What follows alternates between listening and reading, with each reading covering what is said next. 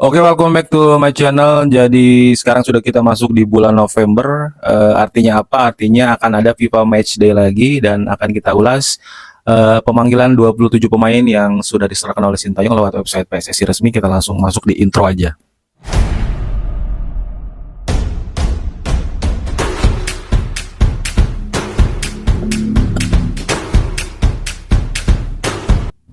Oke, guys,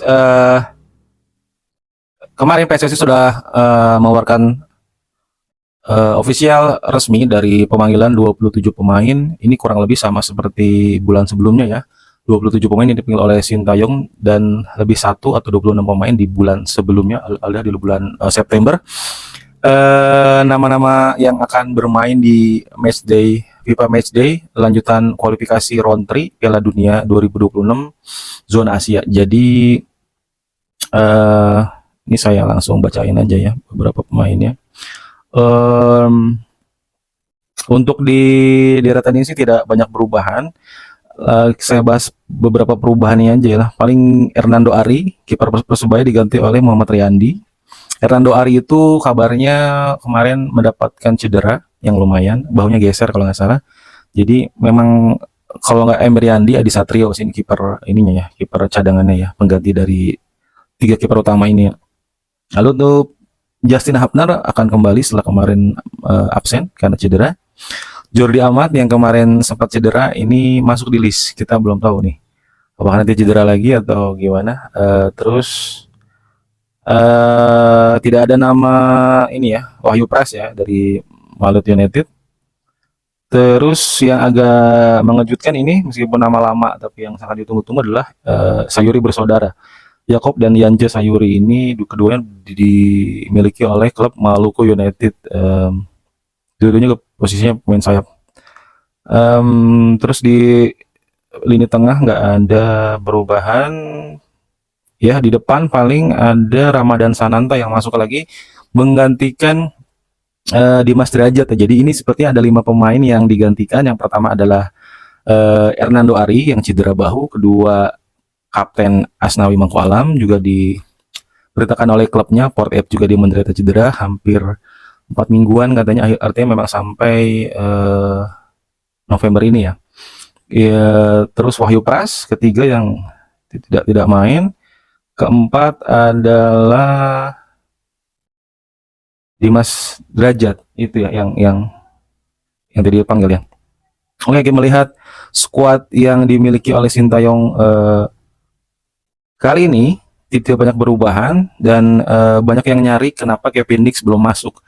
Jangankan belum masuk, prosesnya aja baru mulai gitu kan, seperti yang diberitakan oleh perwakilan dari PSSI si Pak Arya itu ya, Pak Arya Sinulinga, bahwa memang sejatinya sih apakah pengurusannya bisa seperti kemarin Messi Hilger dan Eleanor Renders yang kurang dari sebulan bisa langsung disumpah WNI-nya, bahkan dikebut di kedutaan besar Indonesia yang ada di Belanda sana ya, biar nggak perlu bolak-balik lagi ke Indonesia dan ke Belanda gitu.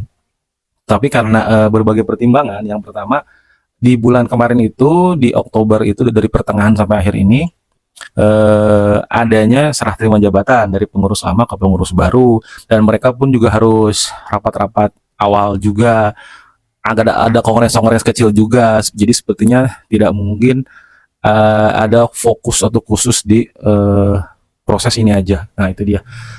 Kalaupun bisa cepat katanya mungkin setelah Oktober, mungkin November atau Desember ya. Tapi Pak Arya sendiri menceritakan bahwa fix untuk prosesnya sih Kevin Dix sudah pasti dan mungkin baru bisa main di bulan Maret. Nah ini memang bukan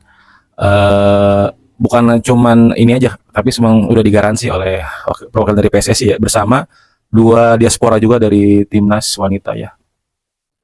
Siapa namanya? Estela dan Noah namanya. Nah, ngomong-ngomong, apakah ada tambahan lagi pemain tambahan diaspora? Nah, kita belum tahu juga nih.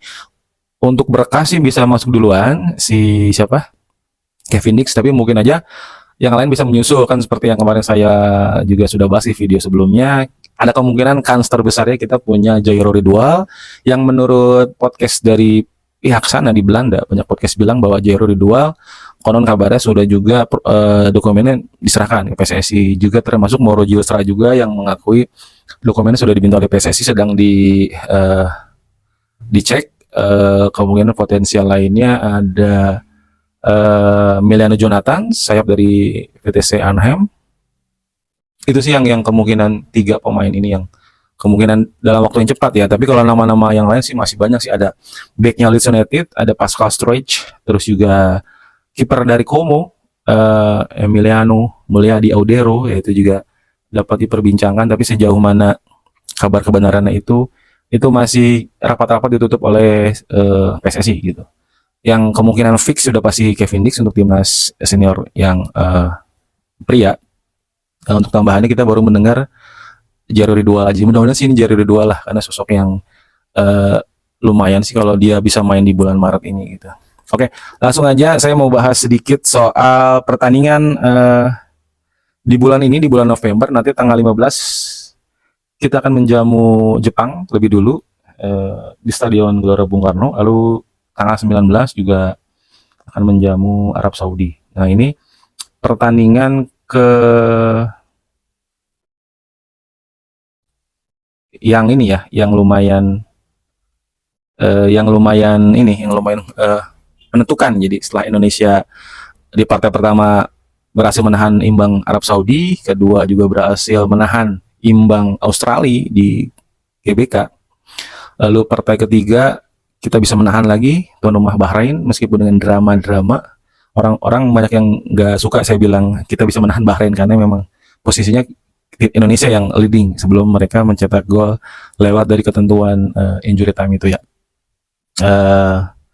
Yang sangat diharapkan kemenangan ini pertama diraih lewat China, tapi ternyata justru kita yang anti klimaks, artinya mengalami kekalahan pertama 2-1 maksudnya.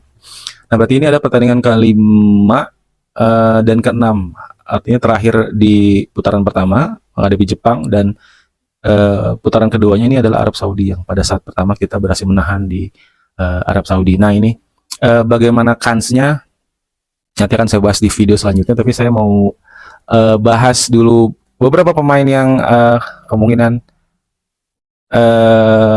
akan menjadi potensi starting line up ya di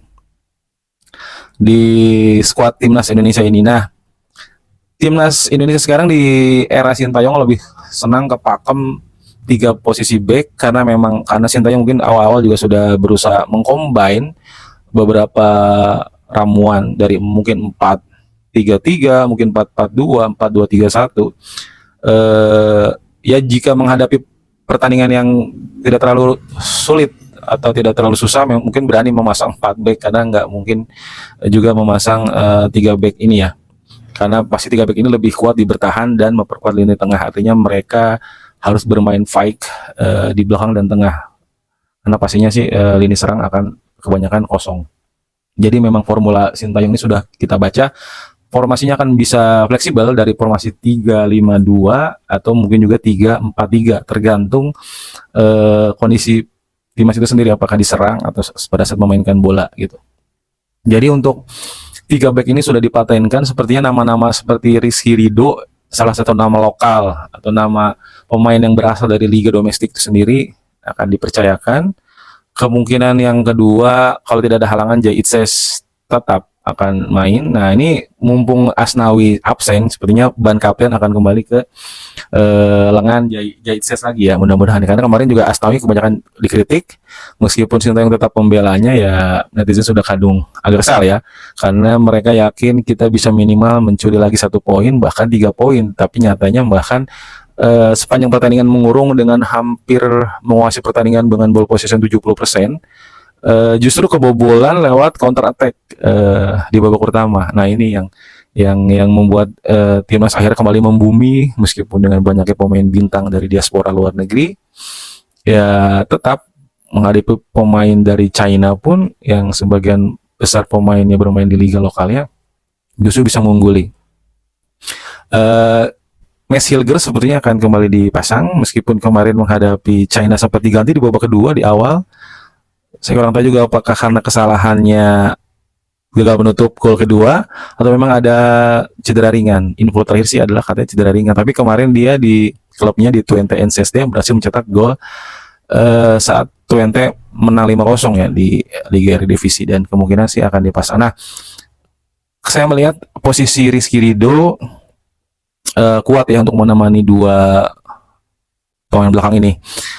Tapi Justin Hubner juga telah kembali, artinya ada kemungkinan Justin Hubner dan Rizky Ridho yang akan dipilih oleh Sintayong untuk menemani dua defender ini. Nah, sepertinya Calvin Verdong akan kembali ke posisi aslinya, yaitu ke posisi wingback, karena posisinya 3-4-3. Pasti ini dia mainnya di wing, bukan di fullback lagi ya.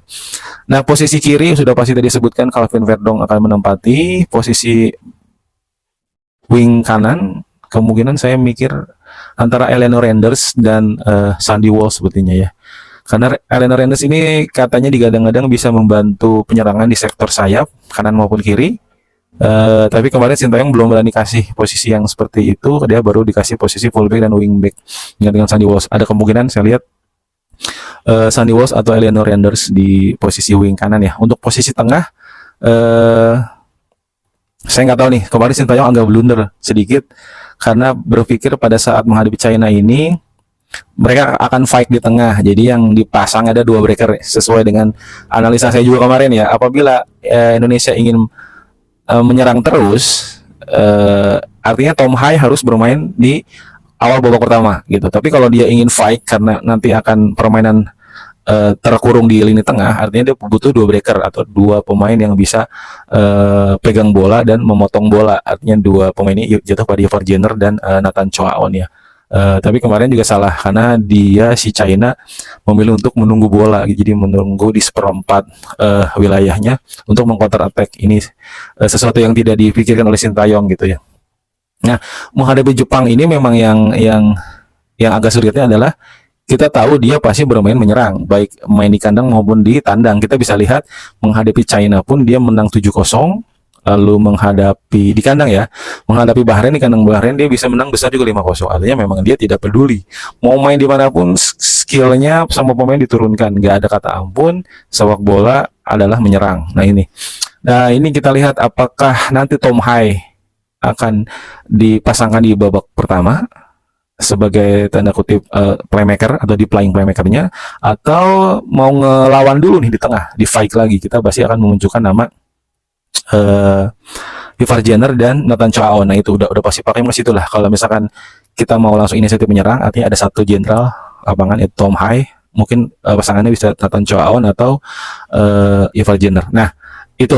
Nah untuk di posisi tiga pemain penyerangnya sudah pasti dong kita akan melihat striker pasti jatuh kembali kepada Rafael Struijk. Suka tidak suka, memang pemain ini memang punya dampak baik secara langsung maupun tidak langsung. Secara permainan, pergerakan tanpa bola, sebagai pengumpan juga gitu, sebagai tembok dalam melakukan serangan. Ini juga kita butuh seorang Rafael Struijk yang kemarin juga baru mencetak gol ya di Liga Australia.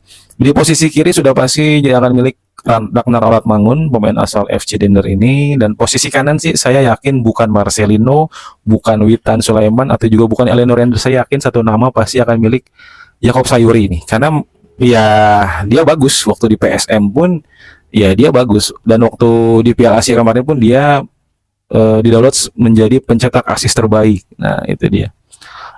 Setelah sekarang sudah dipastikan bisa ikut lagi.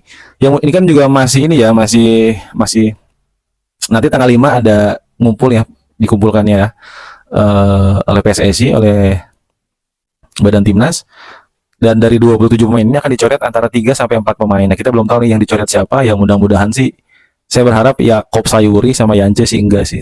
Terutama Jakob ya, karena memang ini dia skillful banget nih. Memang sekarang di Malut dia tidak terlihat karena memang klubnya tidak akomodasi permainan dia. Mungkin secara permainan dia bagus, secara individual dia bagus, dia bintangnya di sana, tetapi memang permainan klubnya tidak bisa diakomodasi. Nah itu dia yang saya prediksi untuk 11 pemain. Oh, kipernya belum saya masukkan. Kiper sudah pasti milik Martin Paes dong ya, karena mungkin setelah kemarin juga dia dapat best save juga di MLS, dan di tag juga sama Liga MLS-nya maupun platform 433 ini,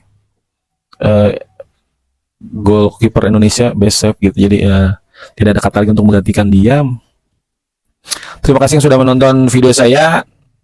nanti kita bahas analisa pertandingan antara Indonesia lawan Jepang dan Indonesia lawan Saudi. Terima kasih, salam olahraga.